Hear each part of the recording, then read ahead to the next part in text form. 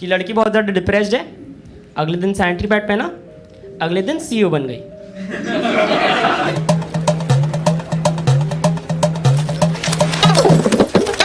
Thank you. भैया मुझे periods आए और मुझे एक सैनिटरी पैड लेना, प्लीज मुझे दे दो। गरीब बहन बेटियों की बेहतर स्वास्थ्य की भी चिंता ये सरकार लगातार कर रही है। हमने जन औषधि केंद्र के अंदर 1 रुपये में सैनिटरी पैड पहुंचाने के लिए एक बहुत बड़ा काम किया। 6000 जन औषधि केंद्रों में पिछले कुछ थोड़े से समय में ही करीब 5 करोड़ से ज्यादा सैनिटरी पैड हमारी इन गरीब महिलाओं तक पहुंच चुके हैं। सैनिटरी पैड पर नई रिपोर्ट पढ़कर महिलाओं को 40-50 साल पीछे फेंक देंगे मर्द। लगभग हर औरत जिंदगी के लगभग 7 साल पीरियड्स में बिताती है। उन दिनों में पेट का निचला हिस्सा ऐंठता फैलता है, तलवे झन्नाते हैं, किसी को माइग्रेन का दौरा पड़ता है तो किसी को उलझनों का। पीरियड्स थम जाएं तब वो हार्ड मास का ऐसा पुतला रह जाती हैं जो न इंसान है न औरत, वो एक्सपायर्ड चीज है जो फिकने का इंतजार कर रही है। 2 दिन पहले महिलाओं के बारे में एक रिपोर्ट आई जिसमें स्वीडिश NGO IPN ने हिंदुस्तान में बने सैनिटरी पैड्स की जांच की और पाया कि इनमें जहर होता है, वो भी कोई ऐसा वैसा नहीं बल्कि कैंसर पैदा करने वाला जहर। इस रिपोर्ट में गला मोहल्ले में बनने वाले ही नहीं बल्कि ऐसे पैड ब्रांड्स का भी जिक्र है जिनके विज्ञापन टीवी पर आते हैं। ये पैड बनाने वाली वे कंपनियां हैं जो दावा करती हैं कि उनका पैड लेते ही बच्ची औरत दर्द वर्द भूलकर ताज़ा फूल सी खिल जाएंगी। इसके बाद वे या तो मैराथन विनर होंगी या ऑफिस की टॉप परफॉर्मर। लबोलुआब ये कि खून को मजबूती से सोखने के साथ साथ ये पैड पीरियड्स का सारा दर्द हर लेंगे। इन्हीं जादुई पैड बनाने वाली कंपनियों के बारे में पता लगा कि वे जादू से भली चंगी औरत को कैंसर भी दे सकती हैं, ब्लड प्रेशर भी और कई दूसरी छोटी बड़ी बीमारियां भी।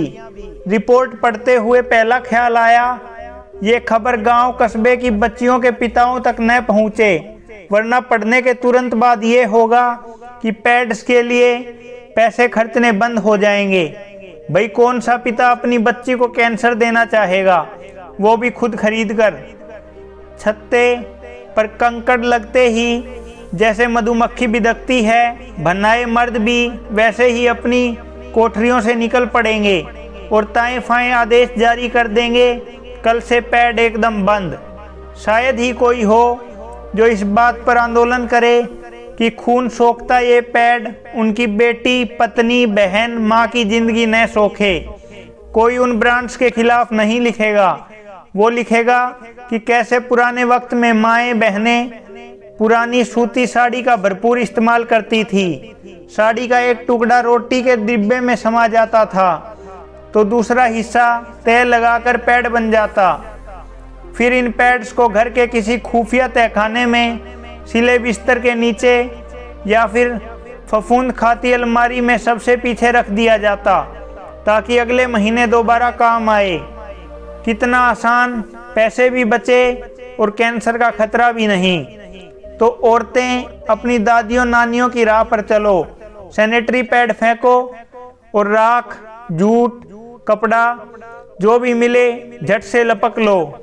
सच कहती हूँ, डर से ये रिपोर्ट मैंने अपने आसपास के बेहद संवेदनशील मर्दों से भी शेयर नहीं की, उनसे तक नहीं जो मोहब्बत के पुतले बने क्रांति की चिंगारी लगाते चलते हैं। डर है कि बड़ी मुश्किल से पैड तक पहुंच सकी औरतें इस खुलासे के साथ एक बार फिर 50-60 साल पीछे चली जाएंगी। बिल्कुल वही डर जो पहली बार छेड़े जाने पर हुआ था। कुछ 11 साल की थी मैं, रोती चिड़चिड़ाती लंबे समय तक क्लास में पिछड़ती चली गई। लेकिन मजाल है कि ये बात घर वालों को बता सकी। छोटी थी लेकिन खुद को घेरे जाने का मतलब समझती थी। पहली छेड़छाड़, पहली फब्ती, पहली जबरदस्ती की बात लड़कियां अपने घरों में नहीं बता पाती। अब जहरीले पैड्स की खबर को भी वे पचा जाएंगी। गलती भले किसी की भी हो, पक्का है कि सजा तो उन्हें ही मिलेगी। ये दस्तूर प्राचीन समय से है। जब ग्रीक जानकार अरस्तु ने औरत के बारे में जमकर लिखा था, उन्होंने बताया कि वे असल में मर्दों का ही टूटा फूटा रूप हैं, कमजोर, आलसी और बात बात पर रोने वाली। बात रसीली थी और काम की भी तो सरहदें पार करती हुई जमीन के हर हिस्से तक पहुंच गई। औरतें जब मर्दों का बिगड़ा रूप हैं तो भला उन पर अलग से क्या ध्यान देना। तो बस मेडिकल साइंस का सारा फोकस पुरुषों पर आ गया। बाकी रही औरतें तो उन्हें हिस्टीरिकल कहकर रोने कल्पने छोड़ दिया गया। अमेरिकन लेखिका गैब्रियल जैक्सन ने अपनी किताब पेन एंड प्रीजुडिस में बताया कि किस तरह अमेरिका जैसे ताकतवर देश में भी 90 के आखिर तक ड्रग ट्रायल औरतों पर नहीं होता था। सारी जांच पुरुष देह के मुताबिक होती। स्त्रियों के शरीर में बस दवा घुसेड़ दी जाती। ठीक इसके बाद उनके पूरी तरह बीमार होने की खबरें आने लगी। आनन फानन 10 प्रचलित दवाएं मार्केट से गायब हो गई। साल 2018 में भेद खुला कि चूंकि वे सारी दवाएं सिर्फ पुरुषों को ध्यान में रखते हुए बनी थी, औरतों पर वे खतरनाक असर डाल रही थी। अब से कुछ सालों बाद शायद सैनिटरी पैड्स पर भी कोई सनसनीखेज रिपोर्ट आए। पता लगे कि दुनिया भर की महिलाओं में सर्वाइकल कैंसर या हाइपरटेंशन का जिम्मेदार गुलाबी नीली पन्नी में लिपटा हुआ खुशबूदार पैड है। शायद तब तक ज़्यादातर औरतें खप चुकी होंगी या बाकी तो होंगी, लेकिन नफरतें तब तक खून में ऐसी घुल चुकी होंगी कि वे औरत होने तक से इनकार कर देंगी। औरतें पीरियड्स बंद करवा रही हैं। लगभग पूरे पश्चिम में मेंस्ट्रुअल सप्रेशन का चलन आ गया है। पहला पीरियड आने के बाद कभी भी लड़की उसे रुकवा सकती है।